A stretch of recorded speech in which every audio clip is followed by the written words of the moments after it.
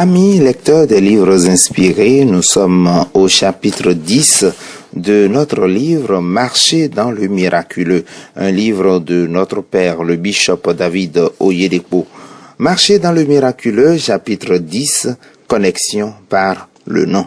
Pour le reste du monde, il n'y a rien de particulier dans un nom. Tel n'est pourtant pas le cas pour une chrétienté biblique. Nous voyons depuis l'Ancien Testament que tout est dans le nom. Par exemple, il était dit de Nabal, mari d'Abigaël, réputé pour son comportement écervelé. Que mon Seigneur ne prenne pas garde à ce méchant homme, à Nabal, car il est comme son nom. Nabal est son nom, et il y a chez lui de la folie. Et moi, ta servante, je n'ai pas vu les gens que mon Seigneur a envoyés. 1 Samuel 25, le verset 25. Il avait vécu comme son nom l'indiquait et mourut dans la folie. Les noms symbolisent très souvent la commission de ceux qui les portent dans l'histoire biblique. Chacun avait manifesté le nom qui lui fut donné dans la Bible. C'est d'ailleurs pourquoi les noms de plusieurs personnages dans la Bible furent changés afin de mieux épouser leur commission ou leur alliance avec Dieu. Dieu changea le nom de Saraï en Sarah, qui veut dire princesse, afin de convenir à son nouveau statut. Jacob, le filou, le trompeur, fut changé en Israël, signifiant prince. Quand Jésus vint sur scène, il changea les noms de ses disciples afin d'épouser leur mission. Jacques et Jean, fils de Zébédée, furent rebaptisés Boanerges, qui veut dire fils du tonnerre. Simon, appelé Pierre, fut appelé Céphas, le roc. Et ils le conduisirent vers Jésus. Jésus l'ayant regardé dit, « Tu es Simon, fils de Jonas, tu seras appelé Céphas, ce qui signifie Pierre. » Jean 1, 42. Pierre était connu avant cela comme un personnage instable, mais à cause de la commission qui lui fut donnée, il eut besoin de la rudesse et de la robustesse d'un roc pour tenir dans son nouvel office. L'apôtre Paul était précédemment connu sous le nom de Saul de Tarse, mais toute chose devint nouvelle après sa conversion, y compris son nom. Il avait besoin d'une nouvelle identité pour entreprendre sa mission.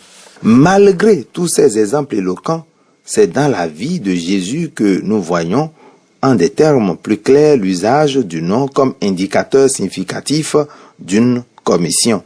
Regardez de près cette prophétie annonçant sa naissance. Car un enfant nous est né, un fils nous est donné, et la domination reposera sur son épaule. On l'appellera admirable, conseiller, Dieu tout-puissant, Père éternel, Prince de la paix. Ésaïe 9, 6. Plusieurs pensent que le nom Jésus est une simple ponctuation dans la prière ou juste un symbole d'identification. Si ce nom remplit toutes ses fonctions, il est plus important de savoir que le nom procure aussi l'amorce pour la manifestation de tout ce qui le caractérise. La prophétie d'Ésaïe énonce certaines qualités que ce nom est censé manifester à son invocation. Premièrement, il est plein de merveilles. Cela veut dire que des choses merveilleuses sont appelées à se produire à son invocation dans la foi. Les hommes méchants et les démons étaient tous terrorisés par son nom pendant le ministère terrestre de Jésus. En sa présence, les démons criaient son nom et quittaient leurs victimes. Avant son ascension, il donna à ses disciples l'autorisation d'utiliser son nom pour commander le surnaturel. Voici les miracles qui accompagneront ceux qui auront cru. En mon nom, ils chasseront les démons. Ils parleront de nouvelles langues. Marc 16, 17. Tous les signes mentionnés plus haut sont surnaturels par nature. Jésus voulait ainsi dire que vous ferez des choses au-delà du naturel à l'invocation de son nom qu'il amènera des signes à la manifestation. La même signification de son nom est mise en exergue dans Jean 14, 13. Et tout ce que vous demanderez en mon nom, je le ferai. C'est juste comme s'il avait dit que toute chose que vous désirez finira par arriver quand son nom sera utilisé par la foi, aussi impossible qu'elle puisse paraître. Ceci est un appel d'annulation du syndrome d'impossibilité. Rien n'est impossible à ceux qui connaissent le pouvoir derrière ce nom. Ce qui a été dit à propos de votre situation deviendra sans importance. Vous n'aurez plus besoin de pleurer devant cette situation telle qu'il en est aujourd'hui. Considérez par exemple ce qui arriva dans Acte 3. Pierre et Jean, faisant face à une situation humainement impossible, un homme infirme avait besoin de leur aide. Ils n'avaient pas le moindre sou, mais réalisèrent qu'ils avaient bien plus que du cash, le nom de Jésus. Alors Pierre lui dit, « Je n'ai ni argent, ni or, mais ce que j'ai, je te le donne. Au nom de Jésus-Christ de Nazareth, lève-toi et marche. » Acte 3, 6. Pierre pressa simplement sur une gâchette. Le surnaturel fut libéré et l'homme se mit à marcher. Alléluia. Vous ne mendiez pas avec le nom de Jésus, vous régnez. Vous pouvez détruire toute maladie et affliction ou toute autre chose soustraite de votre enveloppe de rédemption avec ce nom lorsque vous l'appliquez avec foi. C'est la foi que vous délivrez dans ce nom qui en assure l'efficacité. Quand les 7 fils de Séva, les exorcistes, plaisantèrent avec ce nom, dans Actes 19, 14 à 16, ils furent copieusement malmenés et mis en péril de mort. C'est la foi en ce nom qui garantit son efficacité. Si vous voulez devenir un commandant des signes et miracles, apprenez aussi à utiliser ce nom dans la foi. Toujours selon cette prophétie d'Ésaïe, le conseil est libéré et l'invocation du nom de Jésus vous montrant ainsi le bon chemin à suivre. Le conseil est une partie intégrante de la sagesse et vous avez besoin de sagesse pour manifester votre statut de fils. Toute entreprise est établie par le conseil. Le nom de Jésus libère également la puissance. Il est le Dieu puissant. La puissance de Dieu est manifestée lorsque le nom de Dieu est invoqué. La force apparaît à la place de la faiblesse. L'excitation et la confiance arrivent en lieu et place de la frustration et du désespoir. Le nom de Jésus manifeste en outre la nature éternelle de Dieu. C'est la libération de la force de Dieu qui rend la vie dans le surnaturel possible à tout croyant. La nature de Dieu est dans le surnaturel. À l'invocation du nom de Jésus, il y a une manifestation faisant du surnaturel une possibilité facile. L'invocation du nom de Jésus engendre la paix qui est une exigence pour couler dans le surnaturel. Il est le prince de paix et il n'est engagé à ne combattre que pour ceux qui savent garder leur paix. L'invocation de son nom dans la foi établit la paix dans votre cœur pour la manifestation du surnaturel. Genèse du nom. Le nom Jésus est un nom à but multiple. Il procure une couverture pour toute chose dans la vie du croyant. Plusieurs sont sûrement intrigués par le pouvoir potentiel de ce nom et se demandent comment sommes-nous arrivés là. Nous examinons donc dans cette session comment Jésus était parvenu à la gloire et à la toute-puissance liée à son nom. Par prophétie. Avant la naissance de Jésus, plusieurs prophéties furent émises à propos de la venue du Messie. Quand l'ange Gabriel était apparu à Joseph pour lui signifier la conception de Jésus par Marie, sa femme, il déclara « Elle enfantera un fils, et tu lui donneras le nom de Jésus. C'est lui qui sauvera son peuple de ses péchés. » Matthieu 1, 21. La mission cardinale de Jésus était donc de sauver tous les hommes du péché. Comme nous l'avons établi dans une discussion précédente, c'est le péché qui avait rompu le lien entre l'homme et Dieu. Le péché est la racine des problèmes de l'homme. La solution à tout problème humain n'est donc pas en vue tant que le problème du péché n'est pas réglé. Il n'y a de salut en aucun autre, car il n'y a sous le ciel aucun autre nom qui ait été donné parmi les hommes par lequel nous devions être sauvés. Acte 4, 12. Le nom de Jésus est la seule solution authentique au problème du péché. Vous ne pouvez pas en finir avec une sale habitude que vous voulez abandonner avec votre seule force. Les résolutions de nouvel an, tout comme le pouvoir de la volonté, sont tous d'aucun secours.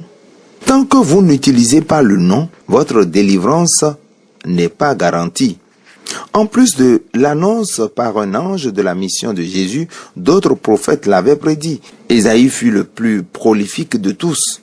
Dans Ésaïe 11, 1 à 2, nous avons cette profonde prophétie sur le Messie. Puis, un rameau sortira du tronc d'Isaïe, et un rejeton naîtra de ses racines. L'esprit de l'Éternel reposera sur lui, l'esprit de sagesse et d'intelligence, esprit de conseil et de force, esprit de connaissance et de crainte de l'Éternel. Ésaïe 11, 1 à 2.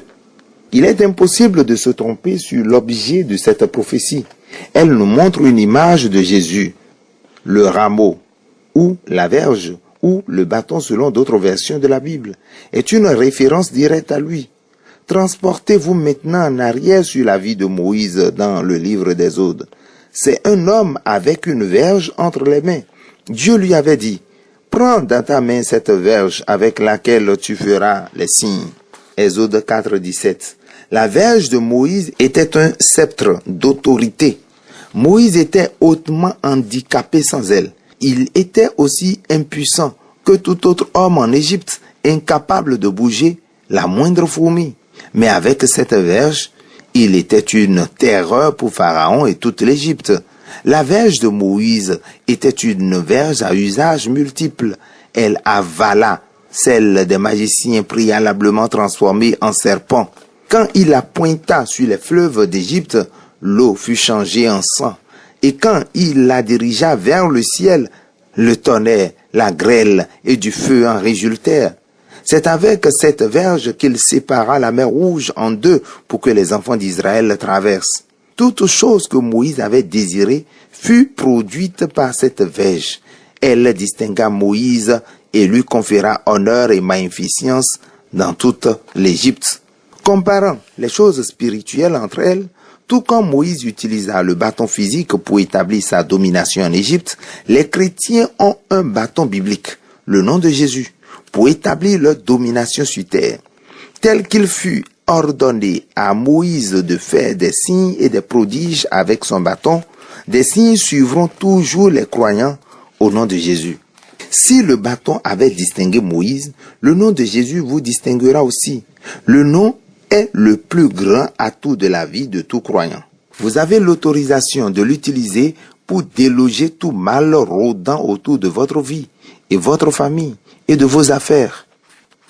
Par la conquête, Jésus avait aussi acquis son nom omnipotent par la conquête. À travers sa mort et sa résurrection, il triompha complètement sur le diable et toute sa horde de démons. Il les mit en déroute et les dépouilla de leur pouvoir. Ainsi donc, puisque les enfants participent au sang et à la chair, il a également participé lui-même, afin que, par la mort, il anéantisse celui qui a la puissance de la mort, c'est-à-dire le diable, et qu'il délivra tous ceux qui, par crainte de la mort, étaient toute leur vie retenus dans la servitude. Hébreux 2, 14 à 15. Sa conquête a établi notre rachat de la domination oppressante du diable. À travers son nom, l'autorité a été redonnée aux croyants pour en finir avec tout harcèlement et intimidation du diable. Tout ce qui menace la jouissance de vos privilèges dans la rédemption peut être vaincu à travers ce nom. C'est la clé maîtresse sur toutes les circonstances de la vie. N'appelez pas juste ce nom. Utilisez-le. Par héritage. Jésus fut le premier engendré du Père. Il a hérité de ce nom omnipotent du Père. Même les anges, dans leur entière splendeur, n'avaient pas pu hériter de ce nom. Dieu le lui donna comme marque d'honneur pour sa position distinguée dans la divinité en tant que rédempteur de l'espèce humaine. Devenu d'autant supérieur aux anges qu'il a hérité d'un nom plus excellent que le leur. Car auquel des anges Dieu a-t-il jamais dit « Tu es mon fils, je t'ai engendré aujourd'hui » et encore Je serai pour lui un père et il sera pour moi un fils. Hébreux 1, 4 à 5. Par cette grâce rédemptrice, tout croyant est fait co-héritier avec Christ. Il nous a donné le nom de Jésus comme un sceptre de commandement. Si vous êtes croyant, alors vous avez ce qu'il a. Il vous a donné son nom en possession. C'est un nom à posséder et non à connaître. Dieu n'a aucun choix que de vous donner toutes choses que vous lui demandez selon l'alliance avec Jésus. Son nom vous donne accès au style de vie mystérieuse faisant refléter sa gloire et sa majesté sur cette terre. Par obéissance. L'obéissance fut l'élément clé ayant conféré à Jésus son nom omnipotent. Il fut obéissant à la volonté du Père jusqu'à la mort. Il avait souffert la honte et l'humiliation entre les mains des pécheurs. Pourtant, rien n'avait pu le distraire du but de la rédemption. Il avait accompli sa mission avec un brio et une obéissance sans équivalent. C'est pourquoi aussi Dieu l'a souverainement élevé et lui a donné le nom qui est au-dessus de tout nom, afin qu'au nom de Jésus, tout genou fléchisse dans les cieux, sur la terre et sous la terre, et que toute langue confesse que Jésus-Christ est Seigneur à la gloire de Dieu le Père. Philippiens 2, 9 à 11. L'obéissance lui octroya le nom le plus élevé au ciel, sur la terre et sous la terre. Toutes choses et tout autre nom répondent à ce nom. Tenez par exemple, mort est un nom, stérilité est un nom, échec est un nom, chômage et pauvreté sont aussi des noms. Tout ce qui porte un nom est condamné à se soumettre devant le nom de Jésus. Tout cela veut dire qu'à l'invocation de son nom, toutes les forces célestes sont dressées pour s'assurer que le but pour lequel ce nom a été invoqué soit accompli. Toutes les forces d'opposition dans tous les domaines de l'existence se soumettent devant lui. Vous pouvez utiliser le nom de Jésus pour niveler toutes vos montagnes, oppositions. Vous pouvez utiliser ce nom pour rétablir votre santé ou changer votre destinée financière. Vous pouvez l'utiliser pour restaurer la paix, l'amour et la joie dans votre mariage. Vous pouvez l'utiliser pour manifester la nature même de Dieu. Il est la solution universelle à tout problème. Parce qu'il est un don, son potentiel ne peut donc pas déprécier, car les dons et les appels de Dieu sont sans repentance. Il reste ferme comme l'autorité devant laquelle toute chose se plie. Vous pouvez mettre un sceau divin sur toutes les affaires de votre vie en faisant toutes choses au nom du Seigneur. Bien-aimés, c'est la fin de la lecture de ce chapitre. Une seule recommandation. Utilisez le nom de Jésus pour faire plier tout autre nom qui ne donne pas gloire dans votre vie et autour de vous. Merci de nous avoir écoutés et à la prochaine pour la lecture du chapitre 11.